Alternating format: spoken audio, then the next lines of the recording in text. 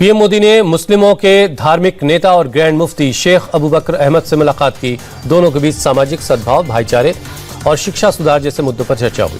Grand मुफ्ती शेख अबू बकर अहमद को का कांतीपुरम AP Abu बकर मूसलियार को कहा जाता है। वो देश के 10वें ग्रैंड मुफ्ती हैं। उनका ताल्लुक केरल से है। उन्होंने कोझिकोड में जामिया मरकज की स्थापना भी की है। अबू बकर ऑल इंडिया सुन्नी जमीयतुल उलमा के महासचिव भी हैं। पीएम मोदी आज मुंबई में फ्रांस के राष्ट्रपति इमैनुअल मैक्रों से मुलाकात करेंगे। दोपहर 3:15 बजे लोक भवन में मुलाकात होगी, जिसमें दोनों देशों के बीच रणनीतिक साझेदारी पर हुई प्रगति की समीक्षा की जाएगी। दोनों नेता शाम 5:15 बजे भारत फ्रांस नवाचार 2026 का उद्घाटन करेंगे। भारत यात्रा पर आए मैक्रों दिल्ली में हो रहे एआई इम्पैक्ट समिट में भी शामिल होंगे। रक्षा मंत्री राजनाथ सिंह आज बेंगलुरु में फ्रांसीसी रक्षा मंत्री कैथरीन के साथ छठे भारत फ्रांस वार्षिक रक्षा संवाद में शामिल होंगे। इस बैठक का मकसद दोनों देशों के बीच रक्षा सहयोग को मजबूत करना। इसमें मुख्य रूप से औद्योगिक सहयोग पर ध्यान दिया जाएगा। बैठक के दौरान रक्षा सहयोग समझौते को अगले 10 सालों के लिए रिन्यू किया जा सकता है। साथ ही दोनों देशों के बीच हैमर मिसाइलों के निर्माण के लिए भी समझौते पर दस्तखत हो सकते हैं। हैमर मिसाइल का निर्माण अब भारत में ही करने की तैयारी है।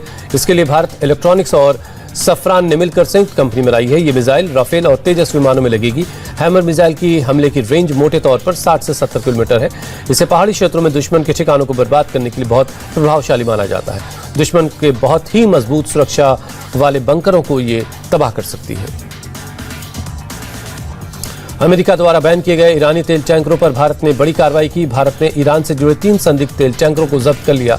हालांकि ईरान की ऑयल कंपनी ने भारतीय एक्शन को लेकर अपनी सफाई देते हुए कहा है, इन तीनों जहाजों का उसकी कंपनी से कोई संबंध नहीं है। बताया गया कि ये जहाज पहचान छिपाने के लिए बार बार अपना नाम और जानकारी बदलते थे, जिसके कोस्टल सिक्योरिटी में लगे एजेंसीज की नजर से खुद को बचा सकें।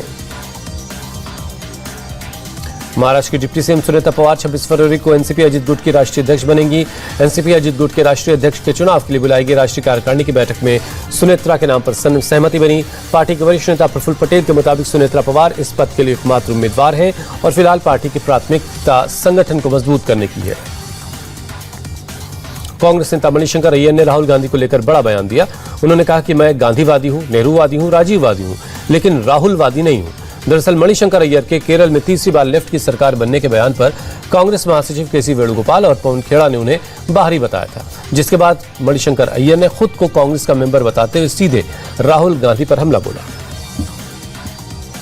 बिहार के मुजफ्फरपुर में जननायक कर्पूरी ठाकुर की जयंती समारोह के दौरान कांटी प्रखंड में राष्ट्रीय जनता दल के 2 गुट आपस में भिड़ गए।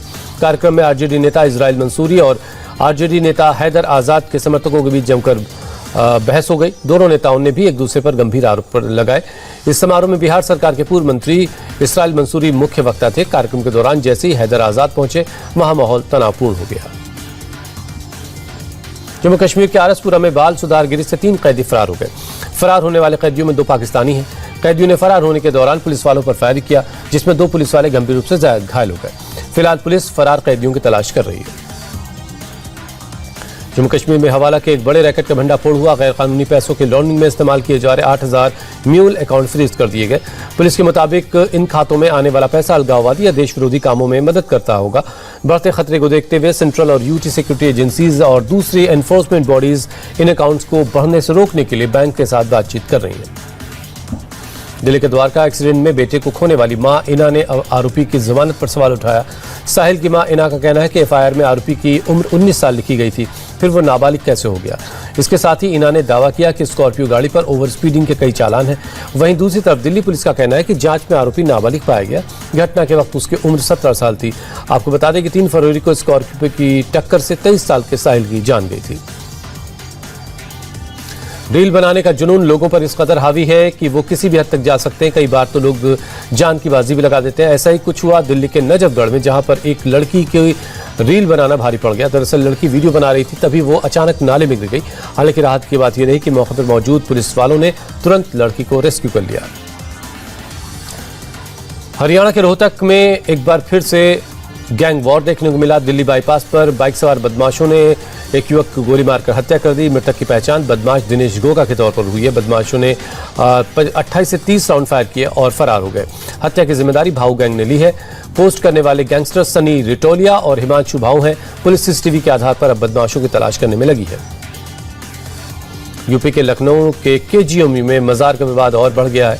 ऑल इंडिया मोहम्मदी मिशन ने इस मामले में केजीएमयू के कुलपति प्रोफेसर सोनिया नित्यानंद और भूमि संबंधी मामलों के नोडल प्रोफेसर के सिंह के खिलाफ तहरीर दी है। केजीएमयू प्रशासन ने छवि खराब करने और धमकाने का आरोप लगाते हुए मोहम्मदी मिशन को लीगल नोटिस भेजा है। यूपी में गांव-गांव में फेरी लगाकर बर्तन बेचने वाले एक युवक की ईंटों से पीट कर हत्या कर दी गई। खबर मिलने के बाद पुलिस मौके पर पहुंची, शव को कब्जे में लिया और पोस्टमार्टम के लिए भेजा गया। ये मामला बड़ौत कोतवाली क्षेत्र के सुल्तानपुर हटाना गांव का है। मृतक की पहचान शमशाद के तौर पर हुई है, जो मूल रूप से यूपी के संभल का रहने वाला है। वर्तमान में निवाड़ा में किराए के मकान में रह रहा था। वो गांव-गांव में फेरी लगाकर बर्तन बेचने का काम करता था। मध्य प्रदेश के दुर्ग के देव बलौदा में प्राचीन शिव मंदिर के सामने लगे मेले को लेकर एक बार फिर विवाद हो गया। हिंदू संगठनों का आरोप है कि कुछ मुस्लिम दुकानदार यहां पर दुकान लगा रहे हैं। कुछ स्टॉल पर तो हिंदू देवी देवताओं की तस्वीरें और वस्त्र भी बेच रहे हैं। मौके पर बजरंग दल और हिंदू जागरण मंच की संयोजक ज्योति शर्मा अपने समर्थकों के साथ पहुंची और नारेबाजी करते हुए ऐसी दुकानों को बंद करवा दिया। कर्नाटक के चिकमंगलूर में हिंदू परिवार के घर पर पथराव का मामला है।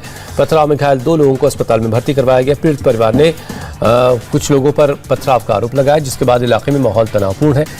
इस दौरान बजरंग दल के कार्यकर्ताओं ने 2 लोगों को पकड़कर पुलिस के हवाले किया। घटना के बाद दोनों समुदाय के लोग थाने पर जम गए, जिसके बाद पुलिस ने मामला शांत करवाया। पुलिस ने 2 एफआईआर दर्ज की है और जांच शुरू कर दी है। जयपुर के झोटवारा इलाके में बीती रात कबाड़ के गोदाम में आग लगने से अफरा-तफरी मच गई।